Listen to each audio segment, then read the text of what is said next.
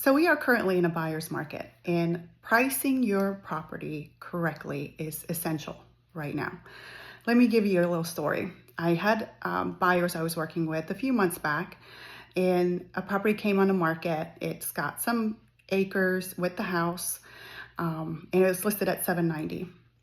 Buyer calls me, my buyer says, "What do you think this is really worth? It seems a little high." I said, "Oh, let me do a little homework." I said, "I'm coming up right around 700, give or take." We go ahead and proceed with an offer for 700. We get to about 745 and come to a stopping point. Buyers won't go higher, sellers won't budge. So we, stop with the negotiations. Then a month goes by. Listing agent calls me and says, "Hey, are your buyers still interested? They've now dropped the price to 760. My buyer says, "Won't do 745 anymore. I think we'll just do maybe 710. Well, at that point, listing agent tells me, "Hey, we have an appraisal that we have done prior to listing it, and it is at 725.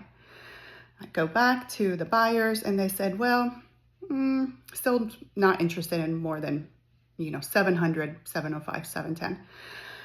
Seller says, "No, I'm not willing to go down." I checked on that property a few weeks back, and it ended up selling for $630 cash.